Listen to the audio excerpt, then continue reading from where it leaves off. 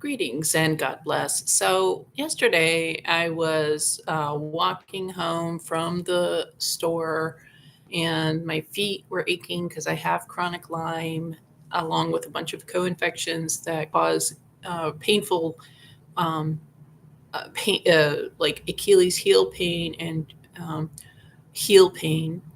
And I also have chronic fatigue, low blood pressure. So it feels like I'm carrying a ton of water, and walking through molasses. So, and then I'm also dealing with narrow sidewalks, aggressive drivers, because it was around like maybe 5:30, around maybe it was around 5:15.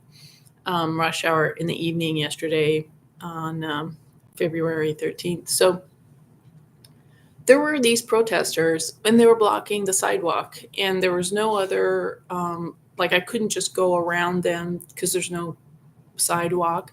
I've never learned how to drive, I've never been able to afford a car. So I'm on a fixed income, and I just wanted to go from the store back home. And so these protesters, and what I notice of protesters is they're privileged, entitled, sheltered, provincial type of people, especially the ones who are organizing it.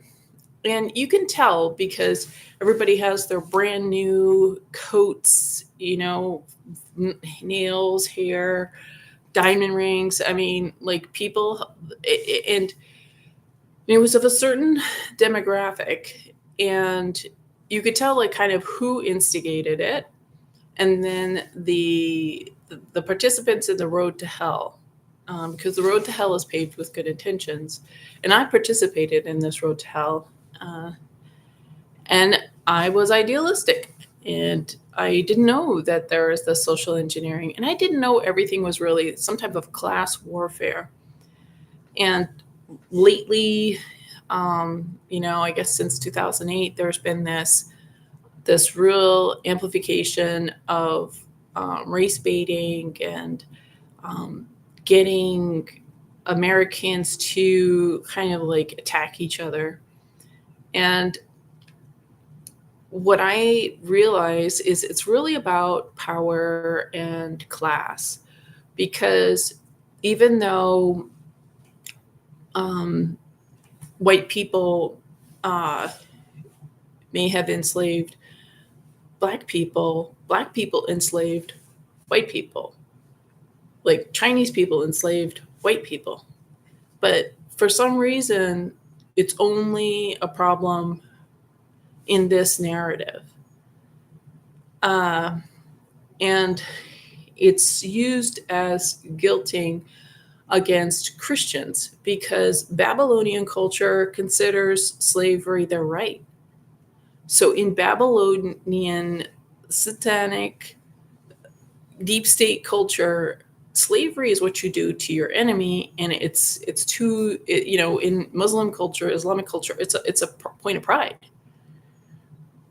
because this is what you want. But liberals use this against Christians in the Christian moral majority, because slavery is not what a good Christian in this time period does. And it's this very interesting manipulation tool. However, when there was and the thing is, right now, as of 2024, February 2024, people in Africa are being sold for like $300. Just look it up. It's in Libya, and this is due to the Clintons. So Libya originally had a good government; it was flourishing, and then America came in, destroyed the country, and now people are being enslaved and sold in Libya. Not to mention the human trafficking that goes on in America. In 2019, there was a statistic of 800,000 children going missing every year in the United States. 800,000 children go missing in the United States as of 2019, and it's more now, it's probably 1 million, it's probably, I don't know, 1.5 million, because talk about sustainability, you can rape a child, until they die. And it's a very resilient thing to do that. You can harvest blood. You can harvest maybe one kidney, maybe one lung, because that's what's done. But yesterday I was trying to walk, and so I'm in this demographic of no power. And that's what I was trying to get to is during the time of slavery, if that was even a real time, were Black kings, were African kings, were African men of prestige enslaved and at the mercy? No. African kings had their entourage of their 20 people, or like the first person who brought it to the Supreme Court to make slavery permanent was a Black man. Okay, so it was a Black man that established slavery in America. But nobody wants to talk about that, right? You're not going to look it up. And if a Black person points it out, they're considered a traitor and called all sorts of names by liberals. Like it's so sick and twisted, and the cognitive dissonance is just it's off the charts. It's demonic. But my point is that if you are somewhat aware, somewhat awake, somewhat still a human being, these protests for countries you didn't know anything about, that begins with a U, that all of a sudden, that's now your Facebook icon. That's now a flag you fly every day, even now outside your door, even though you're in the middle of nowhere. Like, you don't even know anything about Russia. You don't know anything about Eastern Europe. But you got your flag. Oh, and now you're about another country next to Israel, But even though they're pitting races against each other, countries against each other, ideology against each other, it's really about class and privilege. And it's people of class and privilege who are winning this war, so to speak. And it's class warfare.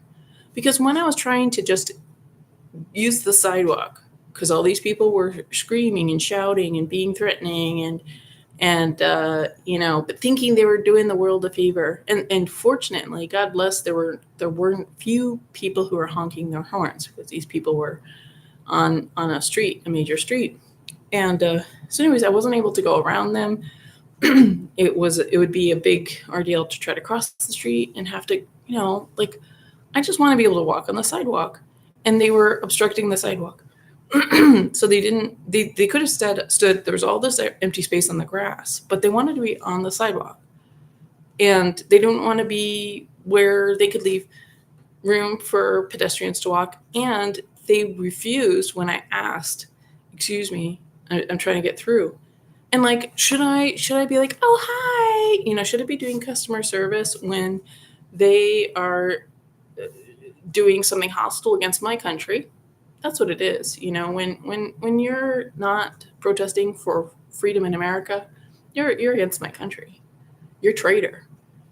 Because that's what sending money to these other countries is, and and you know what they want to do, what they're doing already, what they've already been doing, sending money to indoctrinate children in Middle Eastern countries to be gay and trans. Like, that's what this money is going to. It's not going to help women who are in abusive relationships, come to America and have a free life. It's this crazy satanic indoctrination. But again, it's a class warfare. And you guys who took time off from work, or who think you're so informed, or making the world a better place, you're participating in class warfare. When you're shutting down factories or lumber harvesting or whatever, so hundreds of people don't have a job anymore. Like, those hundreds of people now, they're the homeless people. They're those drug addicts. They're those empty houses are what they left, and what the work you did, the work we did. Because I never protested for saving owls or something like that. But I didn't even think about it. But now that I'm older and with severe health issues, limited income, and I'm a pedestrian, like anybody who drives is wealthy because you know how to drive. You have a car, even if you're living out of your car, you have a high degree of wealth because you have more freedom. Yeah, you gotta be resourceful and stuff and figure things out, where to park and whatnot. But there's a lot of freedom in that.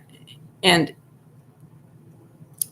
um and when you don't know how to drive and when you don't have a car, like that is a real limitation. And you experience a lot of discrimination because when you're like the only people who walk regularly on sidewalks, it's mentally ill, addicted, homeless people, like sketchy people is a majority of who I see on sidewalks when I'm not in New York City, because everybody drives.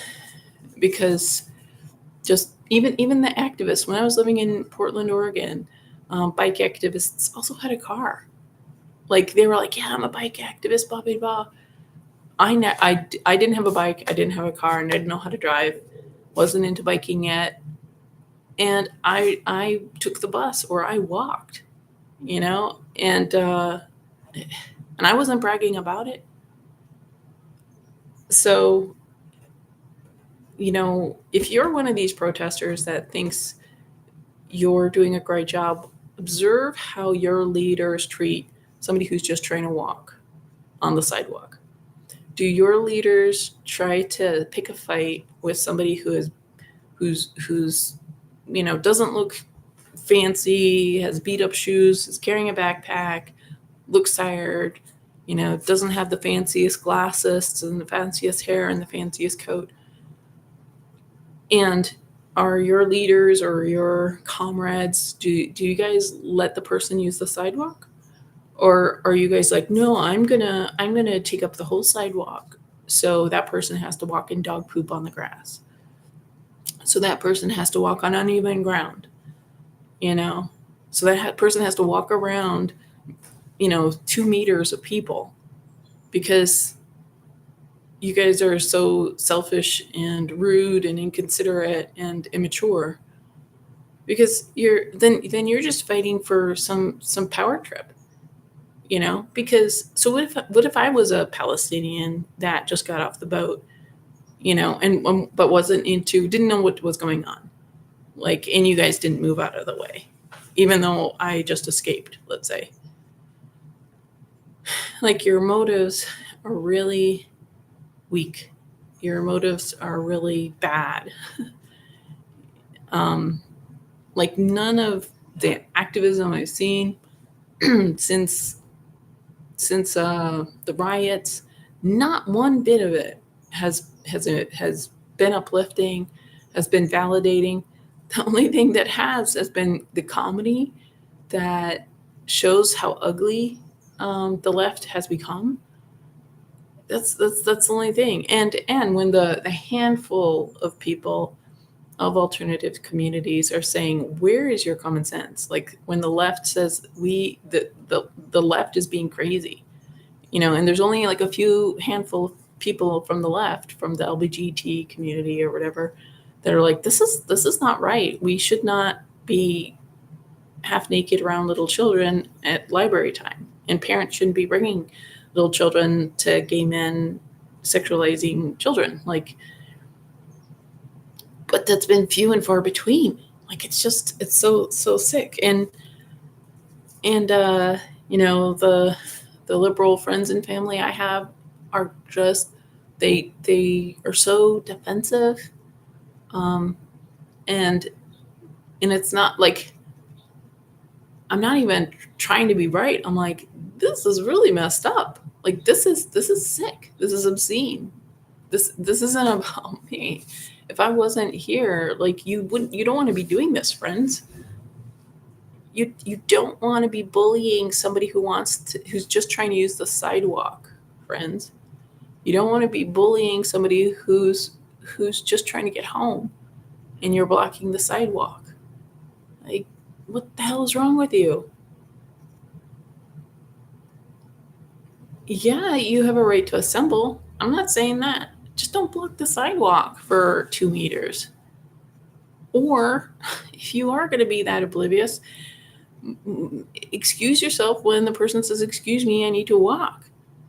Like what? You guys are working out some weird, psychotic parent issue or something like that, and like that's not up for the general public to have to deal with. I'm a single solitary person just trying to use the sidewalk, and there's 30 of you like screaming and holding signs and hating America, and I'm just trying to get home. So you guys are participating in class warfare. You think you're helping the vulnerable. You think you're saving some oppressed demographic, when in fact you're just being a tool used by these, whoever it is at the moment, some globalist, some rich person that's funding this, because that's that's just how it works. So yeah, stop it, folks.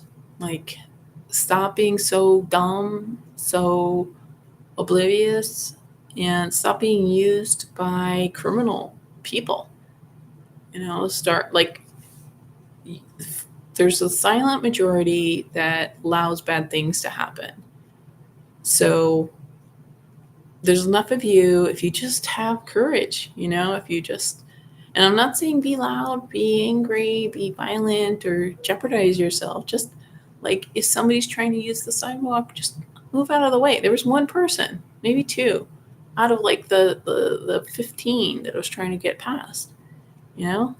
Like, so when you have the sense, when you have the decency to move out of the way when somebody's trying to use the sidewalk, tell your compatriots, like, hey, let the lady go by. Like, because why you guys are claiming to help the vulnerable people, but somebody vulnerable right in front of you is trying to just get home on their own 2 feet, and you won't help. You won't even be decent and move out of the way. I'm not even asking for help. I'm saying just leave the sidewalk open. So you guys are such incredible, massive hypocrites, because you made all this effort, but you blocked the sidewalk so somebody who's vulnerable on a fixed income can't use the sidewalk. And you're self-righteous and angry and threatening, like, you guys are such huge hypocrites. And I know I'm not being nice and whatever, but you probably aren't going to ever watch this video. But if you think you're idealistic, if you think you have the moral, like, high ground, you don't. Because protesting for somebody, continents away, but harming your local fellow countrymen in the meantime, like, that's wrong. I mean, especially when harming your fellow countrymen is just you leaving the sidewalk open so somebody can use it. So it's like the same thing as, don't block all the parking spaces. Like, I think if you all, because you all drove there, you didn't walk there from home. You had your $1,000 bike that you rode there. So you guys wouldn't block 10 parking spots, would you? Because you'd be like, oh yeah, we got to leave the parking open. But you guys are such oblivious hypocrites. You don't realize that pedestrians deserve to walk on the sidewalk. But you guys are such car culture classists. You guys are such upper class hypocrites that you don't realize that you make room for people who are walking on the sidewalk. Like, you guys are just so sick and miserable and like hopeless. But you're not helping anything. Like, the people in Palestine are not going to be like, oh, we're glad that you blocked your own countrymen from using the sidewalk and bullied her off of the sidewalk. Like, any decent person of any vulnerable, demographic is not going to be like, yeah, that's great. That's So anyway, it's really sad, because if only people used their efforts for good. Like, I see more, not that I've seen a lot, but like, people will gather, and of course it's students probably, or progressive liberals, but I don't see like parents gathering to protect their children against the LBGT pedo indoctrination, the sexualization of children. I haven't seen that firsthand, um, very much. I mean, and I've been in different conservative cities, and it's just like, I see all these gay flags, all this race baiting flags everywhere, still up, and I'm in the South in 2024, and people still have their gay flags and the new like pedo flags, and and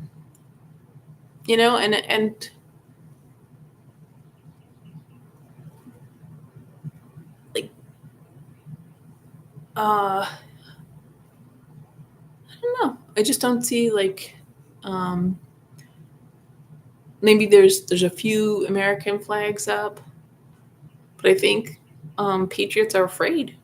I think patriots are afraid that the local leftists mafia will target them. I'm thinking, and that's sad. And I know the left is like, "Yay, yeah, you should be afraid of us," and that's so wrong. Because then that makes you a mafia. Then that makes you criminal, and you don't have any rights. You don't have any morality.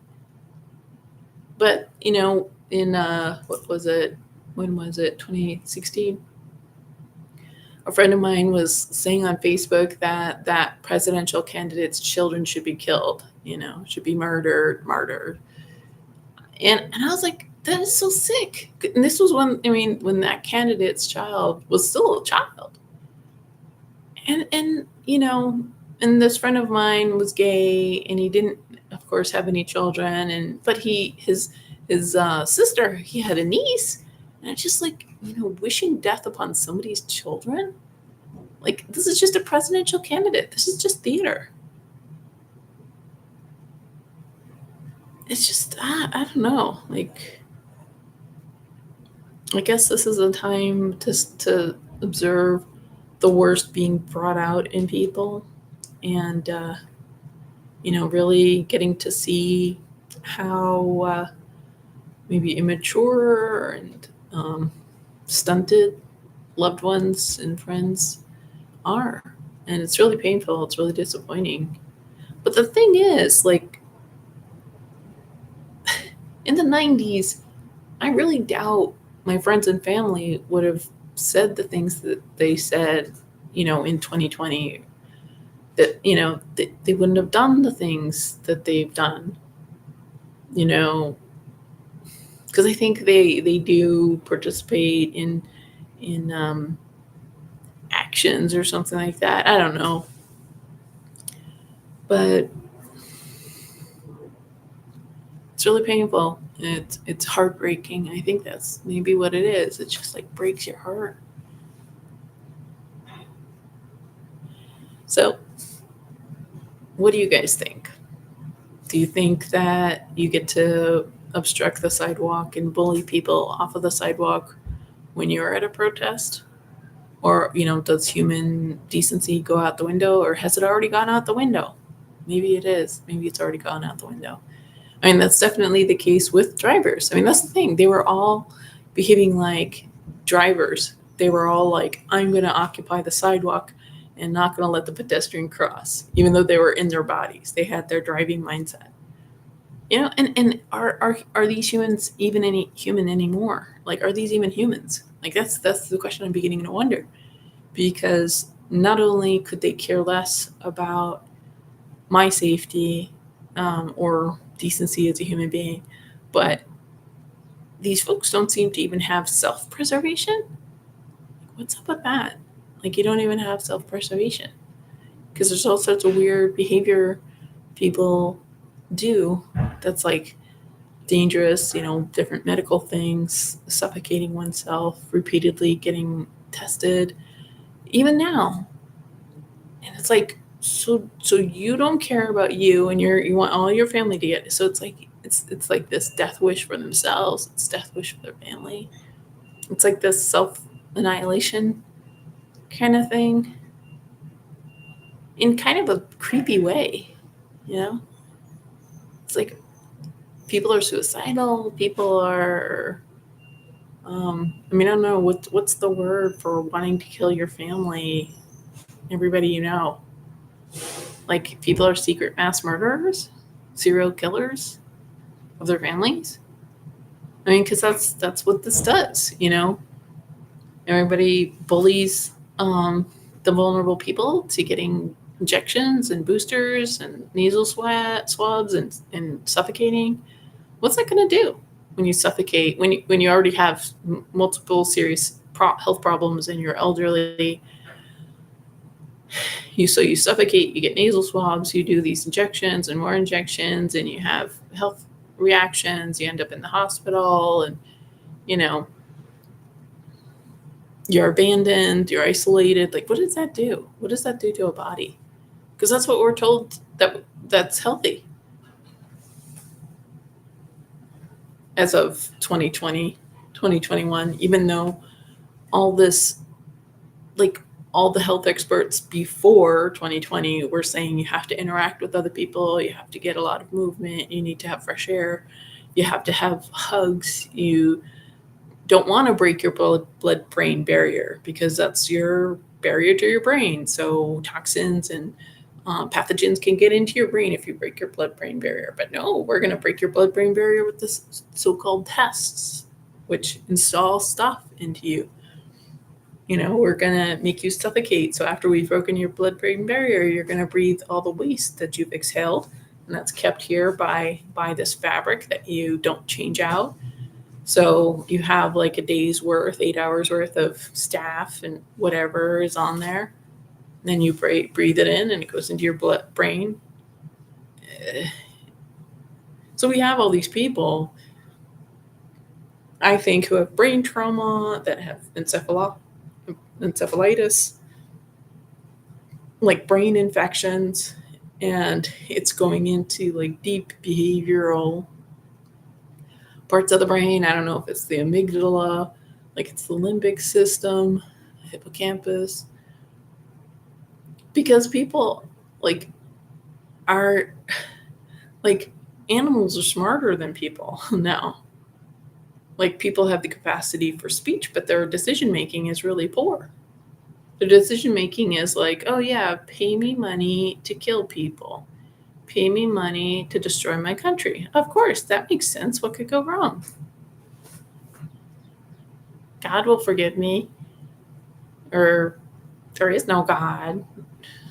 Money's all that matters. Gotta live, you know. I mean, and of course, doctors don't say anything, and they're like, well, I'm protecting my family, blah blah blah. If there's nothing left for your family, like, there's no reason to protect your family. And you know what? If you need God, because like, you're not going to be able to protect your family because this is a satanic agenda. So you're not gonna get out on your own steam. You know, the only thing that can protect you is God. So if the deep state does target you for speaking out and target your family, if you have a relationship with Jesus, if you accepted his shed blood, the death, burial, and resurrection, then the spirit is with Jesus. So you're already there, and your body is just still here.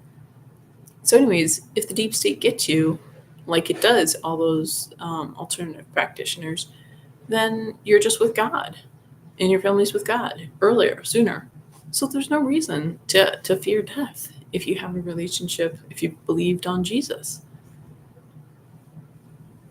But people are arrogant. So they, you know, so we have these doctors who are, or scientists or whatever, or military people or whoever, that know what's going on, but not saying.